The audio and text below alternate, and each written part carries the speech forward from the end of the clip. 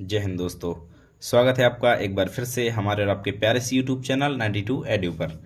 आज हम आपके लिए लेकर आए हैं माइनर फिजिक्स का एक और नया और सबसे इम्पोर्टेंट यूनिट 1 का सबसे इम्पोर्टेंट टॉपिक है D vector, E vector, P vector में रिलेशन, संबंध। ये बीएससी सेकेंड ईयर का टॉपिक है। ठीक है, तो ये बीएससी सेकेंड ईयर वालों के लिए, फर्स्ट ईयर वालों के लिए नहीं है। तो चलिए, इसमें हम क्या क्या पढ़ेंगे। इसमें हम पढ़ेंगे what is D vector, E vector, P vector, मतलब D vector, E vector, P vector के बारे में थोड़ा थोड़ा जानेंगे कि ये होते क्या हैं आखिरकार। इसके बाद हम सबसे पहले डी वेक्टर और ई वेक्टर में रिलेशन देखेंगे। ठीक है, उसके बाद पी वेक्टर और ई वेक्टर में रिलेशन देखेंगे, फिर D vector, E vector, P vector, इन तीनों में रिलेशन देखेंगे। तो चलिए शुरू करते हैं आज का हमारा प्यारा सा टॉपिक, और पूरे वीडियो को अंत तक देखिए। तो सबसे पहले डी वेक्टर क्या होता है। डी वेक्टर होता है विस्थापन सदिश, displacement vector. Okay, D vector, अभी इसका केवल मतलब बताया कि डी वेक्टर होता क्या है। ठीक है, डी वेक्टर होता है विस्थापन सदिश या फिर डिस्प्लेसमेंट वेक्टर। अब डी वेक्टर असल में इसका यूज हमारे लिए कहाँ है। तो डी वेक्टर जैसे आप जानते हैं, E vector is equal to 1/4πε0 Q बटे आर स्क्वायर या फिर एक्स स्क्वायर, कुछ भी, जितनी अगर डिस्टेंस ले आर स्क्वायर, और अगर वेक्टर मिले तो आर कैप। ठीक है, और अगर हम माध्यम लेकर चलें कि मान लो कोई माध्यम रखा हुआ है, सी जीरो मान ले, सी मान ले, तो अगर कोई हमने मान लिया कि माध्यम रखा हुआ है, तो अगर माध्यम की उपस्थिति में हो तो 4πε0 इंटू के होता है। ठीक है, और Q upon R square into R cap. तो इससे क्या एक चीज समझ में आ रही है कि जो विद्युत क्षेत्र की तीव्रता है, जब ई को विद्युत क्षेत्र की तीव्रता कहते हैं, तो विद्युत क्षेत्र की तीव्रता जो होती है वो माध्यम पर डिपेंड करती है। माध्यम समझे, जैसे जल, कांच, हवा, ये मीडियम है। तो हवा के लिए कुछ अलग होगी विद्युत क्षेत्र की तीव्रता, पानी के लिए कुछ अलग, कांच के लिए, तो सब मतलब सबके लिए अलग अलग होती है। कहने का मतलब ये है कि विद्युत क्षेत्र की तीव्रता माध्यम पर डिपेंड करती है, माध्यम की प्रकृति पर डिपेंड करती है। ठीक है, जिस वजह से हम परावैद्युत पदार्थ के गुणों का अध्ययन अच्छे से नहीं कर पाते। परावैद्युत पदार्थ मैं अभी बता चुका हूं पिछले वीडियो में आपको। तो परावैद्युत पदार्थ के गुणों का अध्ययन हम अच्छे से नहीं कर पाते। इस वजह से हमें एक ऐसे सदिश की आवश्यकता होती है, एक ऐसे वेक्टर की आवश्यकता होती है जो कि माध्यम पर, जो मीडियम होता है उस पर डिपेंड ना करे, माध्यम पर डिपेंड ना करे। अर्थात परावैद्युत पदार्थ के गुणों का अध्ययन करने के लिए हमें एक ऐसे सदिश की हम कल्पना करते हैं जो माध्यम की प्रकृति पर निर्भर नहीं करता। किस पर निर्भर करता है? आवेश और उनके वितरण पर निर्भर करता है। केवल आवेशों पर और उनके आवेशों के वितरण पर निर्भर करता है। वो सदिश, हम जिस सदिश की कल्पना करते हैं वो सदिश हमारा कहलाता है डी वेक्टर। समझ में आई बात? क्योंकि ई वेक्टर जो होता है वो माध्यम पर डिपेंड करता है, और हमें परावैद्युत पदार्थ के गुणों का अध्ययन करने के लिए एक ऐसे एक ऐसे सदिश की आवश्यकता होती है जो माध्यम पर निर्भर नहीं करता, और वो सदिश हमने माना कि वो सदिश डी वेक्टर है, उसकी हमने कल्पना कर ली। ये आवेश और आवेशों के वितरण पर निर्भर करता है। ठीक है, अब इसके बाद ई वेक्टर तो आप सब लोग जानते हैं। ई वेक्टर क्या होता है? ई वेक्टर होता है विद्युत क्षेत्र की तीव्रता। विद्युत क्षेत्र की तीव्रता, ये एक वीडियो में आपने बता चुका हूँ शायद, हाँ बताया मैंने। विद्युत क्षेत्र की तीव्रता होती है, ई वेक्टर क्या होता है? विद्युत क्षेत्र की तीव्रता होती है 1/4πε0 क्यू बटे आर स्क्वायर, ये होती है विद्युत क्षेत्र की तीव्रता। ठीक है, अब आया पी वेक्टर। तो पी वेक्टर होता है हमारा ध्रुवण सदिश। ध्रुवण सदिश, पोलर वेक्टर। ठीक है, ये होता है ध्रुवण सदिश, पोलर वेक्टर होता है ये, और इसे पी वेक्टर से हम लिखते हैं। और इसकी बात मैं पिछले वीडियोस में कर चुका हूँ। इसमें एक छोटा रिलेशन आपको पता होना चाहिए कि P vector proportional to E zero vector होता है। ये आपको रिलेशन पता होना चाहिए। और जब प्रोपोर्शनल टू हटता है तो पी वेक्टर इन, मतलब अंदर का जो जितना ध्रुवण सदिश है वो इन, मतलब alpha N E zero vector. ठीक है, ये आपको अभी आगे इस वाले डेरिवेशन में इसका यूज आएगा आपके लिए। ठीक है, तो हमने जाना डी वेक्टर क्या होता है। डी वेक्टर होता है विस्थापन सदिश, ई वेक्टर विद्युत की तीव्रता होती है, और पी वेक्टर ध्रुवण सदिश होता है। पी वेक्टर ये होता है। ठीक है, समझे बात? अब क्या करना है, देखो हमने एक बार डी ई पी में जान लिया। अब डी वेक्टर ई वेक्टर में रिलेशन, तो सबसे पहले लिखते हैं हम डी वेक्टर और पी वेक्टर में संबंध या रिलेशन। तो चलिए शुरू करते हैं। डी वेक्टर और पी नहीं यार, E, sorry, D vector E vector में रिलेशन। तो आप लोग जानते हैं, शुरुआत हम यहाँ से करेंगे। देखो, आप लोग जानते हैं के बराबर, के हमने ले लिया कोई माध्यम, के बराबर एप्सिलॉन 0 बटे एप्सिलॉन, ये तो आप जानते ही होंगे। यहाँ पर हम एप्सिलॉन ना लेकर के ई वेक्टर लेंगे, ई 0 वेक्टर बटे ई वेक्टर, मतलब बिना माध्यम के विद्युत क्षेत्र की तीव्रता और माध्यम में विद्युत क्षेत्र की तीव्रता, इसके अनुपात को कहते हैं परावैद्युतांक। के होता है हमारा परावैद्युतांक, ठीक है। अब एक चीज आपको पता होनी चाहिए कि ई 0 वेक्टर बराबर सिग्मा एफ अपॉन एप्सिलॉन 0। एक मिनट, आपको चित्र बना के ये चीज मैं आपको समझाता हूँ, ठीक है। पहले चित्र बना लूँ। तो ये रहे हमारे दो चित्र, ठीक है। इस वाले चित्र में ये वाला एक मतलब दो समांतर प्लेटें रखी हुई, एक ये प्लेट हो गई, एक ये प्लेट। इसमें प्लस चार्ज दिया हमने और इसमें माइनस चार्ज दिया, ठीक है। तो इसमें चार्ज डेंसिटी क्या हो जाएगी, सिग्मा एफ। हमने मान लिया कि इसमें चार्ज डेंसिटी सिग्मा एफ है और इसमें माइनस सिग्मा एफ है। तो ई 0 वेक्टर बराबर सिग्मा एफ ऑन एप्सिलॉन 0। ये आपने गॉस थ्योरम पढ़ी होगी कि ई वेक्टर बराबर क्यू अपॉन एप्सिलॉन 0। ये चीज़ आपने गॉस थ्योरम में पढ़ी, क्यू अपॉन एप्सिलॉन 0, ये गॉस थ्योरम में पढ़ी होगी। तो यहाँ पर क्यू की जगह हमने सिंपली सिग्मा एफ ले लिया है। सिग्मा मान लो, एफ तो हटाओ, ठीक है, एफ ऐसे लगा हुआ है। तो सिग्मा हमने ले लिया, चार्ज डेंसिटी हमने ले ली है चार्ज की जगह, ठीक है। बस सिंपल हमने ये चीज़ की है, बाकी सेम ये गॉस प्रमेय वाला वही फॉर्मूला है, ठीक है। तो ई 0 वेक्टर बराबर सिग्मा एफ अपॉन एप्सिलॉन 0। अब ई 0 वेक्टर का मान इसमें रख देना है। तो देखिए, अरे यार, के बराबर सिग्मा एफ अपॉन ई वेक्टर एप्सिलॉन 0, बढ़िया है।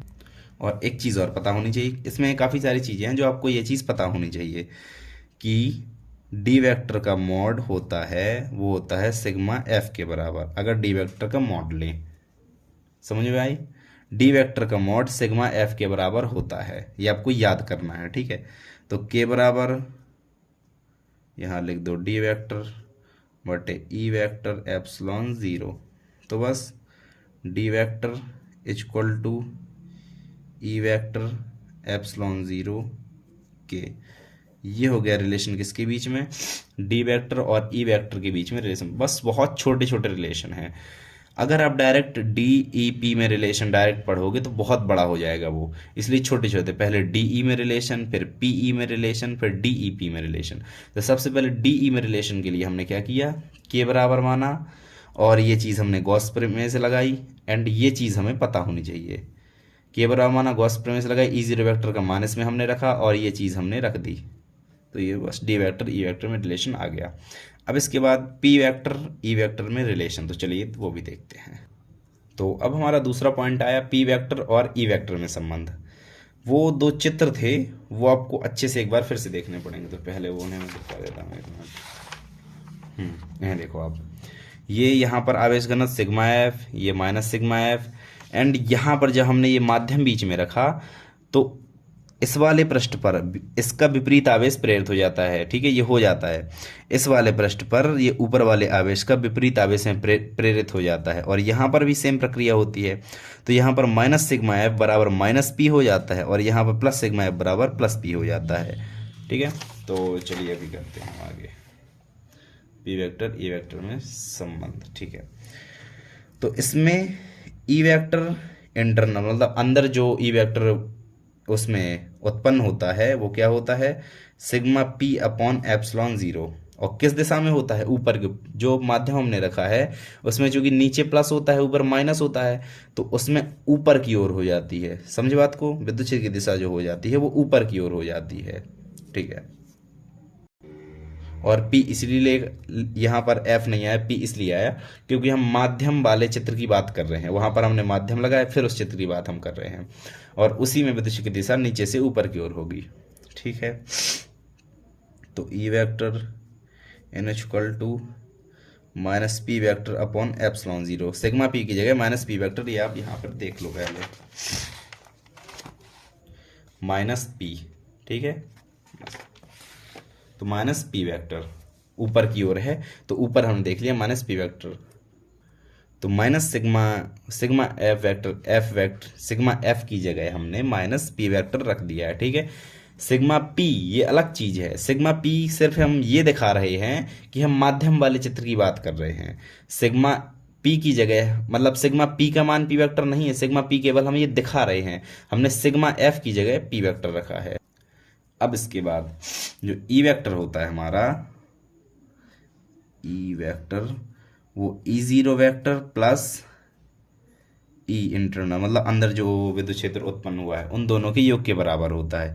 ई जीरो वेक्टर माध्यम, ये माध्यम वाला है, ये बिना माध्यम वाला है, इन दोनों के योग के बराबर ई वेक्टर होता है।